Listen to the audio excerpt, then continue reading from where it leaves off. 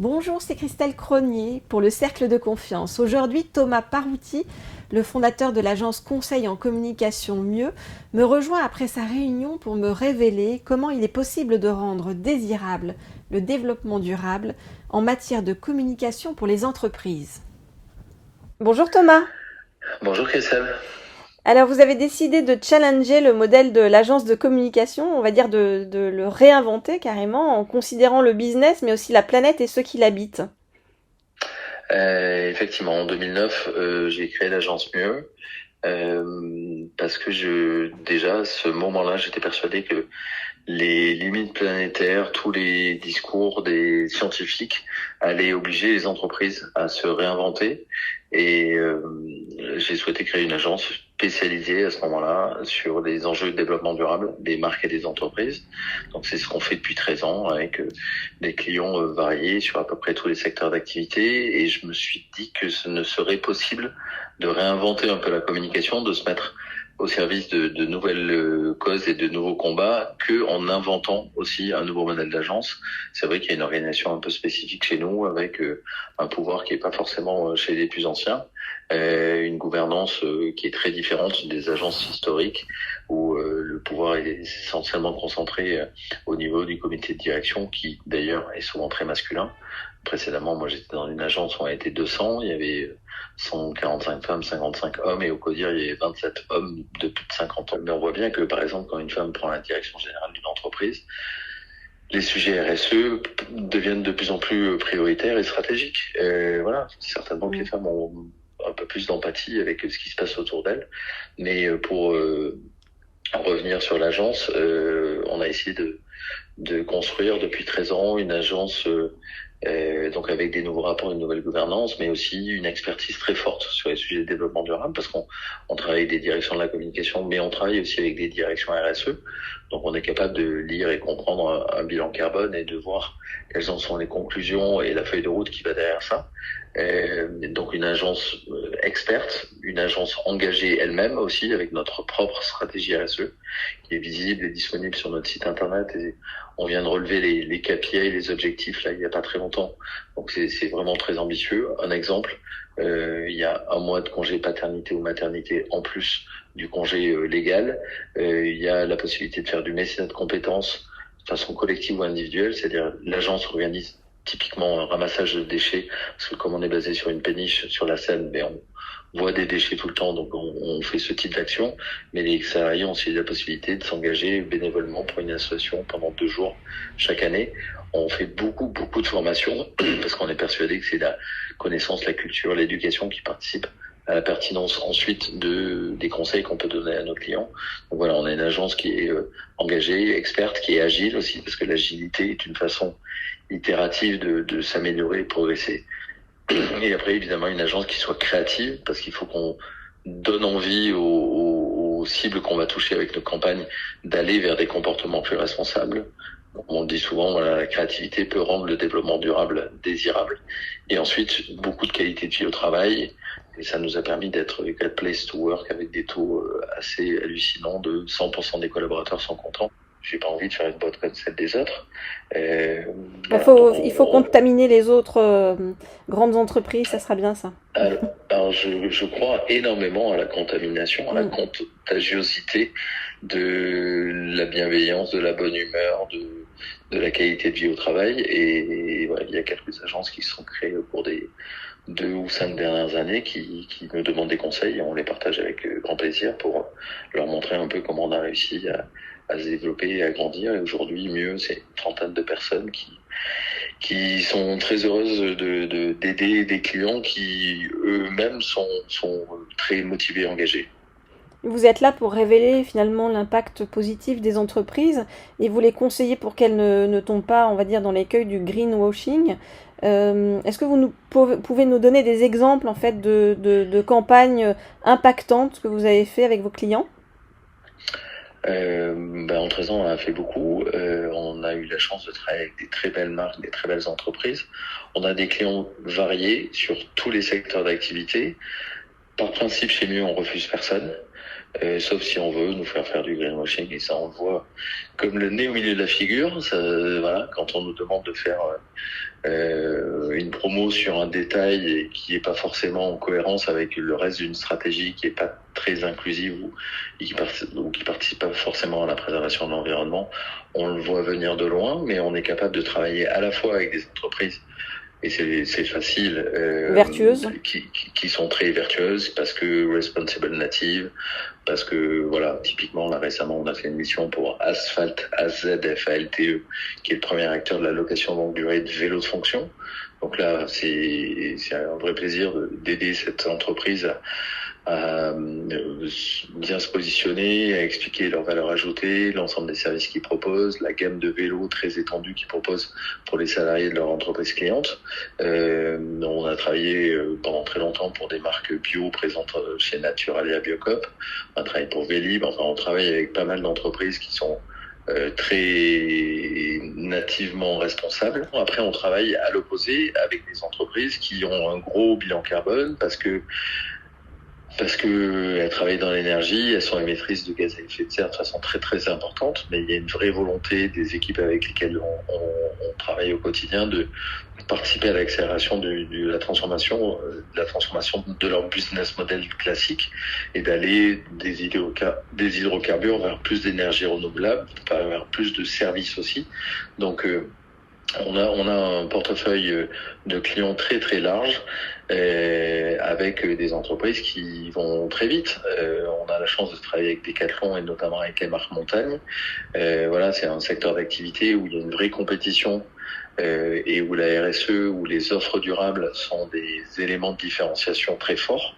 Donc c'est hyper agréable de travailler avec des acteurs comme ça, parce qu'on voit bien que Decathlon typiquement va vers un modèle où ils veulent limiter leur empreinte carbone en valeur absolue. C'est pas juste le bilan carbone divisé par le chiffre d'affaires, mais c'est le bilan carbone dans une entreprise qui est en forte croissance parce que extension internationale, et ils veulent quand même réduire leur bilan carbone.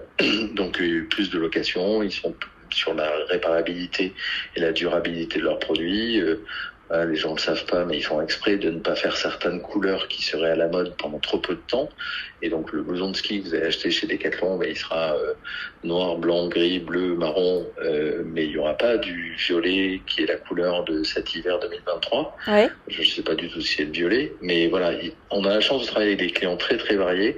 Nous, notre objectif, quel que soit l'origine et l'histoire de l'entreprise, c'est de l'aider à aller plus vite dans un monde qui sera forcément dans quelques années un monde bas carbone, où il y aura certainement des taxes carbone très élevées, et dans lequel il y a une urgence à transformer le business model. Alors ça, ensuite, ça ne se fait aussi que quand les collaborateurs sont conscients de tout ça. Donc notre rôle à nous, c'est aussi de participer à la sensibilisation et à la culturation des collaborateurs. C'était pas forcément prévu au moment où j'ai créé l'agence, mais en fait, on a eu beaucoup de projets de communication interne où on nous demande de sensibiliser les collaborateurs, de les acculturer avec des MOOC, avec des podcasts, avec sur 6 mois, 1 an, 3 ans. Pour leur montrer que c'est pas uniquement pour se donner bonne conscience, quoi, en fait.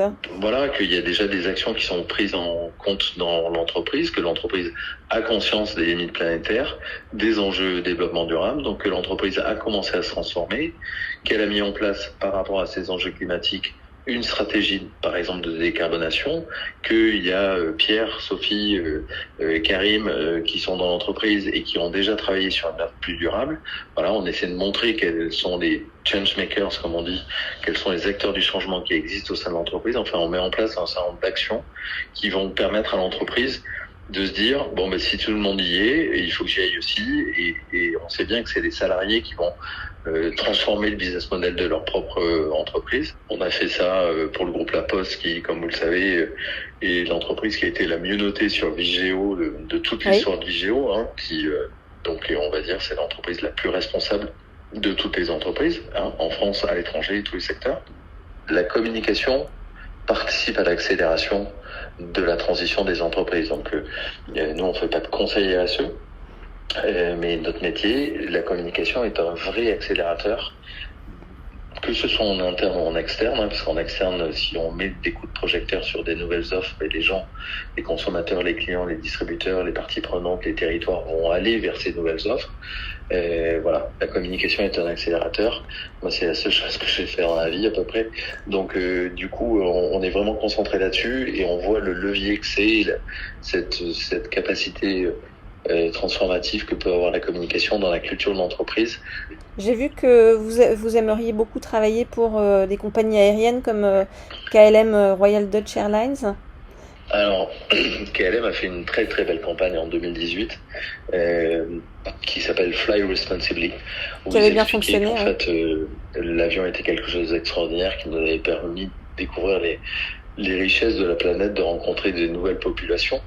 Et dans cette campagne, qui était avant le Covid, il propose de faire plus de visio, arrêter de prendre l'avion parfois quand c'est pas nécessaire, ou de prendre le train. Donc là, et le film est éco-conçu, il est très joli, l'histoire est belle, la musique est belle, etc., etc. Donc on trouve ça très chouette. Bon, il s'avère que 5 ans après ou 4 ans après, je crois que c'est 2018, donc 2022, 4 ans après, on peut encore prendre un avion qui fait 45 minutes entre Amsterdam et Bruxelles. Donc il y a encore un décalage entre cette belle prise de parole qu'il y a eu il y a 4 ans et la réalité opérationnelle de l'entreprise. Mais c'est un sacré défi que d'accompagner les entreprises, notamment de l'aviation, de l'aérien, vers la nécessaire transformation qu'elles doivent avoir. Après, moi, je suis persuadé que le trafic aérien va devoir baisser automatiquement. Donc ensuite, comment une stratégie crée de la préférence en disant venez avec moi parce que j'ai tout mis en place pour réduire le bilan carbone de votre vol. Parfois, c'est pas nécessaire de prendre un avion, il faut qu'ils le répètent, mais il faut qu'ils actent aussi, en arrêtant de faire des Paris-Bordeaux ou des choses comme ça, alors qu'il y a 2 heures de TGV. Donc c'est une stratégie de communication sur la sobriété, quoi, finalement, que vous voulez faire avec eux. Ouais, tout à fait. Et aujourd'hui, tout le monde parle de sobriété, notamment notre première ministre et Madame Elisabeth Borne parlent beaucoup de sobriété, mais elle parle de croissance en même temps à la même phrase, donc j'ai un peu du mal à comprendre. Je crois que en même temps, là, il fonctionne pas très très bien. Mais l'enjeu de la sobriété est nécessaire. On a vu pour la première fois dans les études conso, il y a 1 an, il y a une étude qui est faite chaque année par le cabinet Greenflex sur la consommation responsable. On a vu pour la première fois que 12% des Français étaient fiers de moins consommer. Donc je pense qu'il faut répondre aux attentes de ces gens-là avec des nouveaux discours, des nouvelles et des nouvelles actions aussi. C'est-à-dire que nous, communicants, on est juste là pour expliquer ce qui se passe dans l'entreprise et pas forcément pour et surtout pas pour faire des promesses en décalage avec la réalité de l'entreprise. Mais vous, qu'est-ce qui vous a poussé à ça, en fait ? Est-ce que vous étiez particulièrement proche de la nature, tout petit ? Pourquoi vous êtes revenu sur ce cheval de bataille et que vous le maintenez depuis si longtemps ? Alors, ouais, il y a certainement un terrain perso qui fait que j'ai toujours été un amoureux de l'océan parce que j'ai eu la chance d'y aller très souvent. Moi, je suis originaire du Périgord et je suis par ailleurs au mois de janvier un petit peu trufficulteur avec le reste de ma famille. Mais non, parce que je pense que c'est l'enjeu stratégique des prochaines années. Alors, j'ai croisé la route il y a 15 ans de quelques marques et de quelques membres d'associations qui m'ont convaincu que cette transformation allait être beaucoup plus impactante que la transfo digitale sur laquelle je bossais précédemment. Il y a des similitudes entre les deux. Je pense que la transformation digitale, évidemment, a changé nos vies. On peut tout faire avec son téléphone aujourd'hui. Mais l'enjeu, maintenant, c'est comment on accompagne les entreprises sur le développement durable, parce que ça sera un critère de survie des entreprises. Et voilà, donc c'est ce que j'ai compris en 2007-2008. J'ai créé une agence en 2009. Pendant 10 ans, il s'est pas passé grand-chose. C'est vrai que ça accélère très fortement, que on l'a bien vu sur le salon Pro Durable qui a eu lieu il y a quelques jours. Aujourd'hui, il y a de plus en plus d'entreprises qui attendent des prestataires qui sont spécialisés pour les aider à se décarboner, pour les aider à être plus inclusifs, à mieux comprendre le monde associatif et à mieux communiquer là-dessus. Voilà, donc c'est quelque chose que j'ai capté moi il y a 15 ans certainement un peu trop tôt. Après, quand on est une agence de communication, on continue à vivre et à exister avec les quelques budgets qu'on arrive à trouver. Là, c'est vrai que c'est intéressant de voir l'investissement des entreprises qui mettent des budgets de plus en plus importants sur ces sujets-là, parce qu'elles voient bien qu'elles sont obligées de sensibiliser leurs collaborateurs, qu'elles sont obligées d'expliquer les consos aux consos. Donc voilà, il y a une petite origine perso certainement, mais c'est avant tout l'enjeu stratégique de survie des entreprises. Et de la planète. Un article il y a 4-5 ans qui, de façon un peu provocatrice, disait les leaders de demain ne seront pas les GAFAM, mais les entreprises les plus responsables, donc les entreprises françaises. Je crois toujours que dans 10 ans, on ne choisira définitivement plus son achat, ce qu'on achètera, on le décidera avec des critères RSE, et on le voit déjà sur les appels d'offres. Il y a beaucoup d'appels d'offres B2B où la note RSE est en train de monter très vite. C'était 5-10% il y a 3 ans, là ça est arrivé à 20%.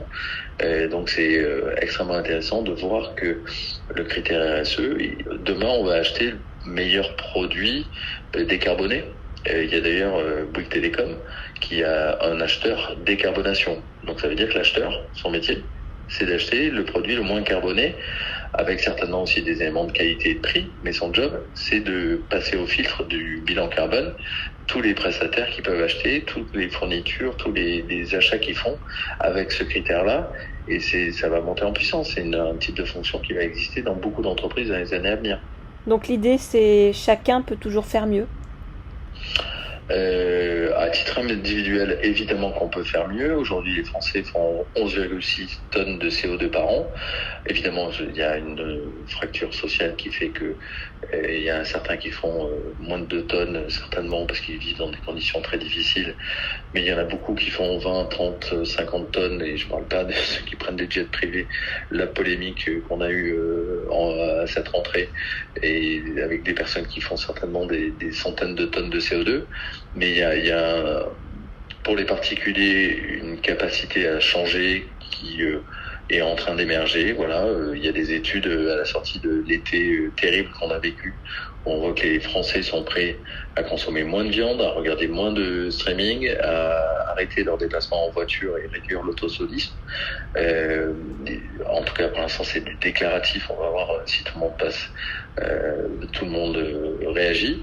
Donc, au niveau individuel, ça avance progressivement, mais de toute façon, le plus important, il est du côté des entreprises. Quand on parle de sobriété, c'est et de l'État, la consommation. Et de l'État aussi, parce que l'État a un gros bilan carbone, que ce soit de par ses activités, l'éducation nationale, la santé, etc. Donc là, il y a typiquement un vrai besoin de rénovation de tous ces bâtiments pour avoir plus de sobriété énergétique. Mais les entreprises sont responsables d'une grande partie du bilan carbone qui ont consommé ensuite par les particuliers. Mais typiquement, les déchets, est-ce que vous savez quel est le pourcentage de déchets générés par les foyers? C'est seulement 8%.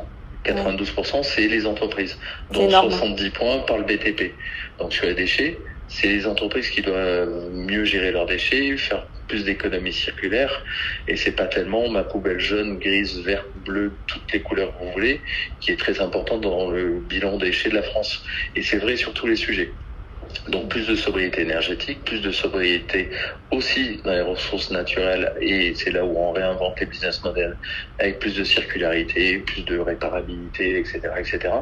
Mais une véritable nécessité pour les entreprises, dans le cadre d'un plan de survie, et dans le cadre d'un monde en 2030 qui sera un monde bas carbone, de se réinventer, de changer leurs pratiques historiques beaucoup trop polluantes. Voilà, c'est l'enjeu qu'on va avoir sur les prochaines années. Il y a certains CODIR, COMEX, qui commencent à se poser la question de savoir en 2030 où sera l'entreprise dans ce monde bas carbone, où sera mon entreprise, est-ce que je change quand je fais une compagnie d'assurance, est-ce que je fais des assurances qui arrêtent de financer des activités polluantes, ou en tout cas d'assurer des activités polluantes. Et une banque récemment là qui a arrêté de financer le prêt d'achat de voitures thermiques pour les particuliers en Australie qui s'appelle Bank Australia. Donc voilà, toutes les entreprises sont obligées de se poser la question aujourd'hui parce que ça sera un élément de compétitivité, si ce n'est le plus important, assez rapidement dans les prochaines années. Merci beaucoup Thomas d'aider à rendre désirable le développement durable. On espère que vous allez être rejoint par de nombreuses autres agences et évidemment entreprises. Je vous dis à très bientôt. Merci beaucoup Christelle, à bientôt. Le Cercle de Confiance, le podcast sans filtre qui donne la parole à tous. 100% inspirant, 100% sociétal, 100% optimiste, zéro censure. À retrouver chaque lundi dès 9h sur les différentes plateformes d'écoute. Apple Podcast, Google Podcast, SoundCloud, Spotify, YouTube et encore bien d'autres. Plein de bonnes ondes pour la semaine.